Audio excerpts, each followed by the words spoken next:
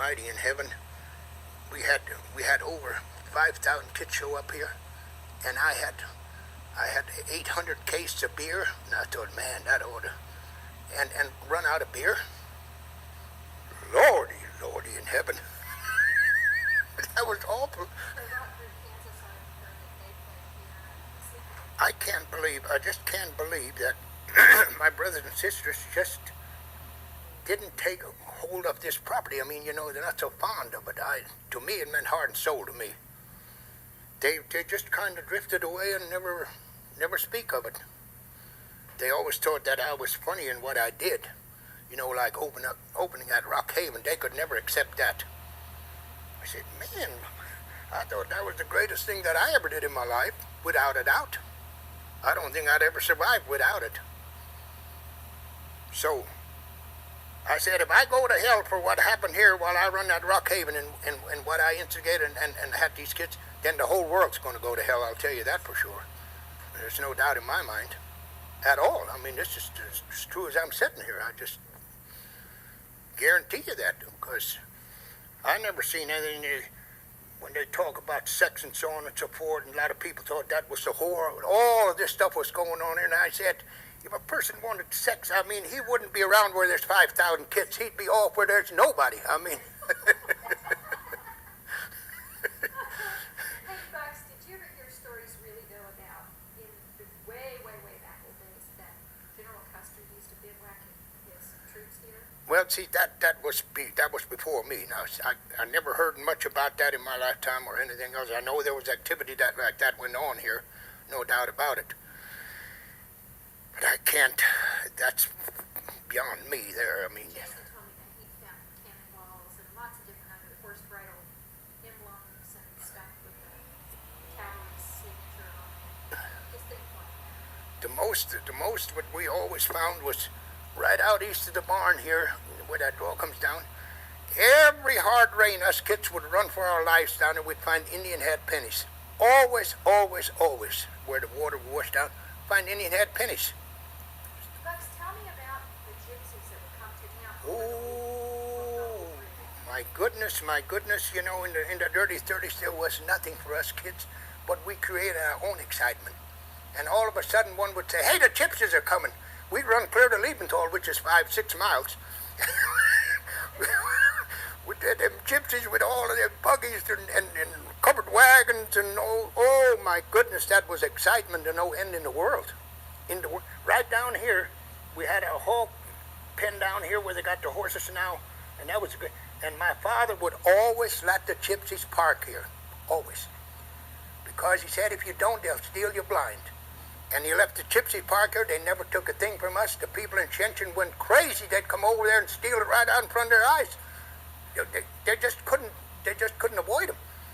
And they'd be over here. And, oh my goodness, the last ones we had here. It was a hot summer. It was so hot you couldn't live. I mean, it was just so hot and dry and miserable in the dirty 30s. And had them gypsies down there. And one old gypsy, she looked awesome, and she'd lay in that covered wagon and. Oh, I'm dying. And us kids, Lord in heaven, we'd go down and listen, look in there. What an excitement that was. And the funny part was they had a lot of horses, and they would come here and trade horses with my dad.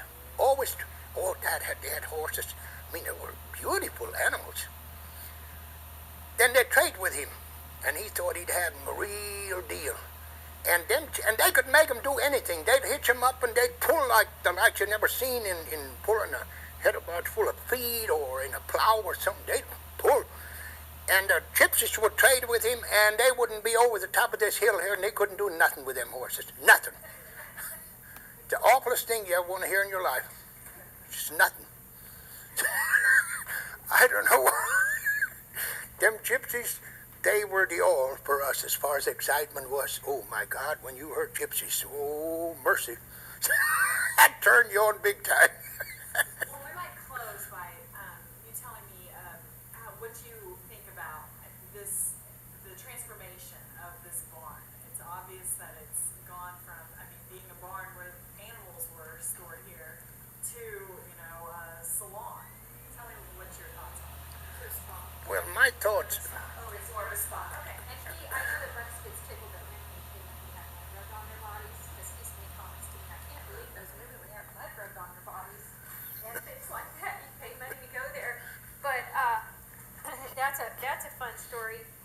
But you know, Bucks, this barn's had a lot of things, right? It's Oh, had yeah. the Oh, roof gone, the tornado. oh, It's yeah, as had far as all the- kinds of animals in here from the late 1800s till you know, when you took it over and it became a bar, and then when we took it over and we had that horrible fire, and so it was transformed again. So it's had many lives.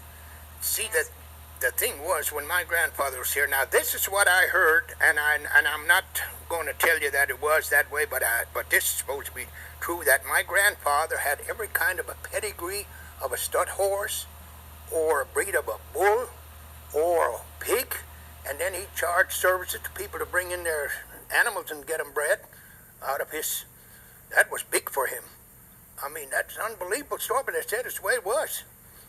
You know what I mean? At that point in time, people didn't, their sports stuff like that, those that had it, people wanted to get their animals bred and get better quality stuff, like horses and pigs and cattle and everything.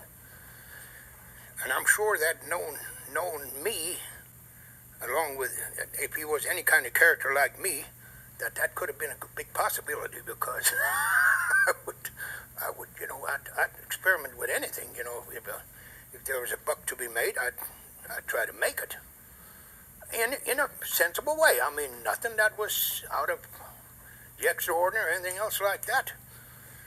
So I can't speak for that, but it certainly holds a lot of weight in my notion in what could have happened, and suppose it did happen, and that's fine. I mean, maybe there was a whole lot of better breed of animals through him trying to. Is what you've done to it. Okay.